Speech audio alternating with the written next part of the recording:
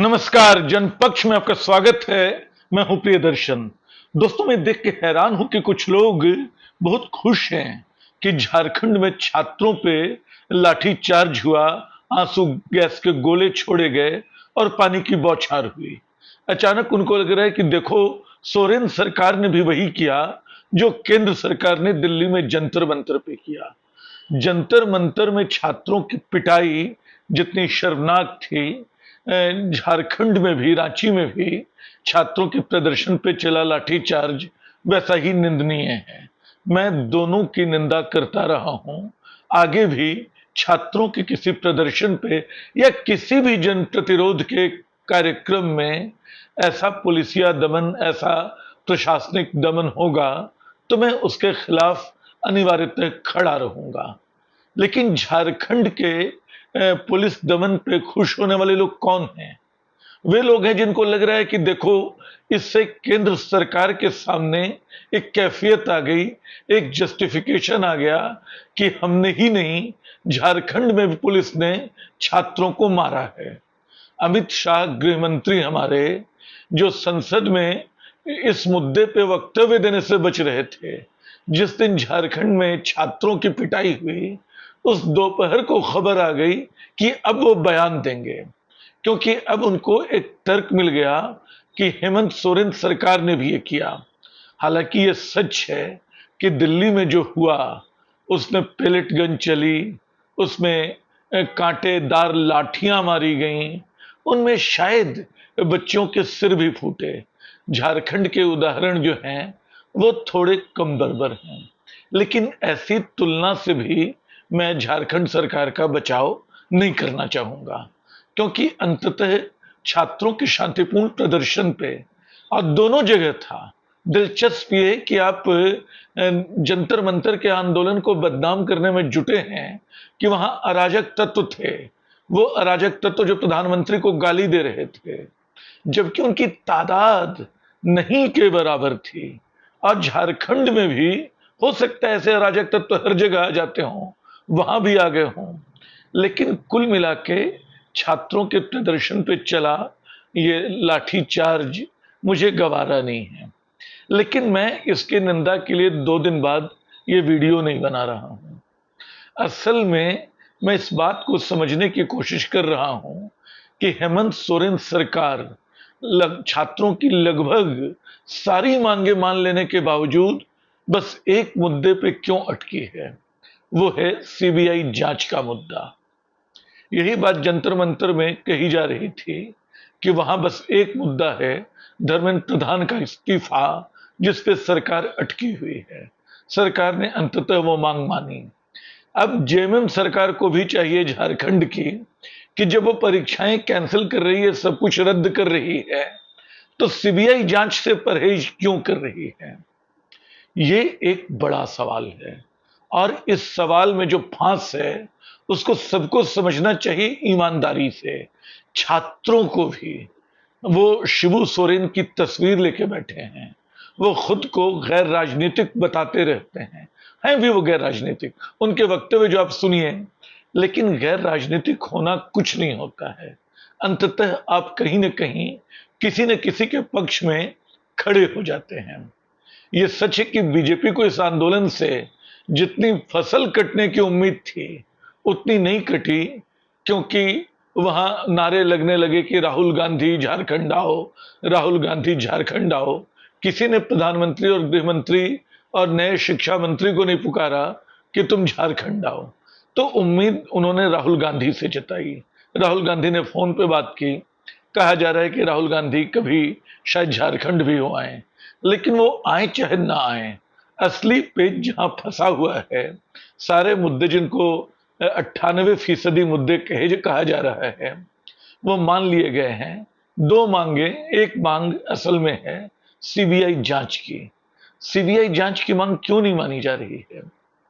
क्योंकि सीबीआई का अतीत ऐसा है कि कोई भी विपक्षी दल, केंद्र का विपक्षी दल, उस पर भरोसा करने को तैयार नहीं होगा।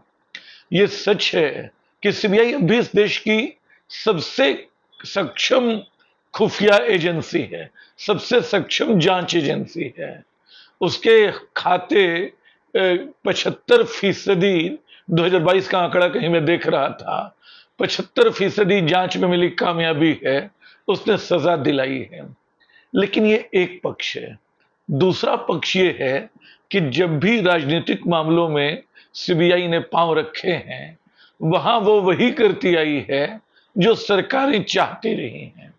लगभग हर मामले में केंद्र सरकार ने जो चाहा, सीबीआई ने वो किया।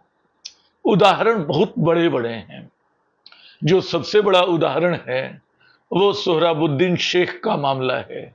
2005 में गुजरात में 3 लोगों की हत्या हुई।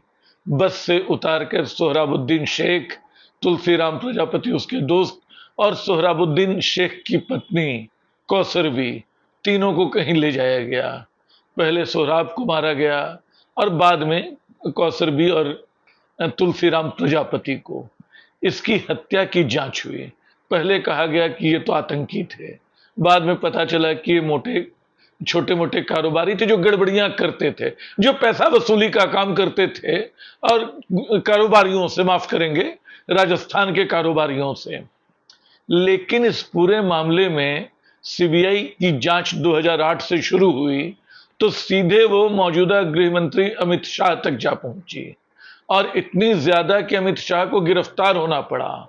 और उनके खिलाफ सबूत इतने पुख्ता रहे होंगे कि एक अदालत ने उनको तड़ी पार कर दिया कि आप गुजरात में नहीं रह सकते हैं।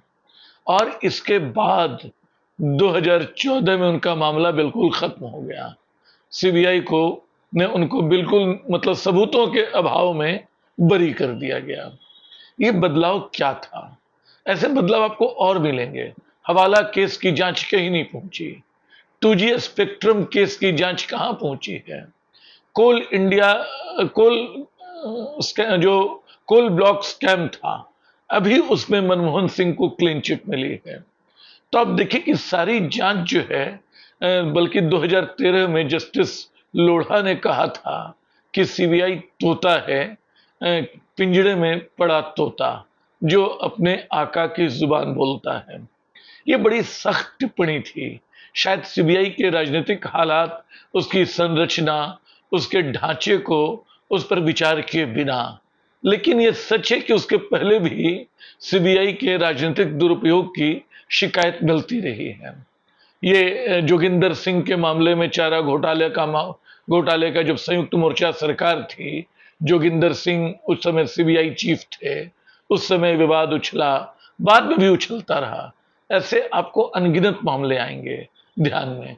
जो गैर राजनीतिक मामले हैं वहां तो सीबीआई अपना काम बड़ी काबिलियत से करती है, लेकिन जहां राजनीतिक नाम आ जाते हैं, जहां नेता आ जाते हैं, पता चलता है कि सीबीआई वहां केंद्र के इशारे पे काम करना शुरू करती है।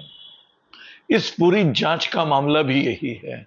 अगर इस शिक्षा घोटाले, परीक्षा घोटाले की जांच शुरू होगी, जो घोटाला हुआ है, और सीबीआई उसकी जांच करती रही है।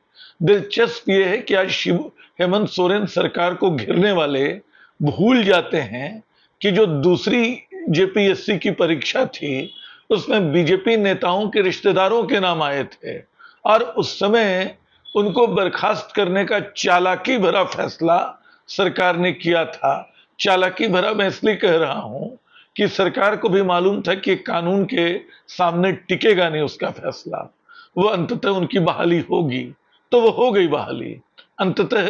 तो वो केस अब भी चल रहा है। अब ये 13वें 14वें इम्तहानों की बात चल रही है, सब कैंसिल किए जा रहे हैं, रद्द किए जा रहे हैं, सीआईडी इनकी जांच कर रही है, गिरफ्तारी हो रही है, सबूत सामने आ रहे हैं, सब कुछ हो रहा है। तो हो सकता है हेमंत सोरेन सरकार को ये डर हो कि जैसे सीबीआई के पास ये मामला जाएगा वैसे अचानक उनकी धरपकड़ शुरू हो जाएगी। ईडी ने इस मामले में अपना काम पहले ही शुरू कर दिया है। लेकिन सवाल है कि छात्रों की मांग का अब हेमंत सोरेन क्या करें? अब वो समय आ गया है कि वो सीधे छात्रों के साथ बैठें, निजी तौर पे बैठें, उनको समझाने की, उनको विश्वास दिलाने की कोशिश करें कि उनके साथ न्याय होगा, क्योंकि ये अन्याय तो दशकों से चल रहा है। हिंदुस्तान में लगभग तमाम परीक्षाओं में जैसे घुन लग गई है और झारखंड की परीक्षाएं जो हैं जेपीएससी और दूसरी तरह की, वहां तो बरसों से ये घुन लगी हुई है। मैं झारखंड का हूं और विश्वविद्यालयों के इम्तहानों को मैंने करीब से देखा है। परीक्षा भवनों में चोरी से लेकर और बाहर नंबर बढ़वाने की कोशिश तक कैसे खेल चलता है, वो सब मैं जानता रहा हूं। लेकिन छात्र आंदोलन ने एक ऐतिहासिक अवसर हेमंत सोरेन सरकार को दिया है कि वो उनको भरोसे में ले और वाकई ऐसे कदम उठाए जिससे लगे कि अब परीक्षा में जो कदाचार हो रहा है, परीक्षा में जो गड़बड़ियां, जो धांधलियां हो रही हैं, नियुक्तियों में जो देरी हो रही है, वो नहीं होगी। लड़कों को इंसाफ मिलेगा, उनकी उम्र जाया नहीं जाएगी, उनका आंदोलन बेकार नहीं जाएगा। मामला सीबीआई जांच का नहीं है, मामला एक ईमानदार जांच का है, इंसाफ के भरोसे का है। ये काम हेमंत सोरेन कर सकते हैं, उनको सीधे छात्रों से बात करनी चाहिए और मैं उम्मीद करता हूं कि काम वो जल्द करेंगे। शुक्रिया।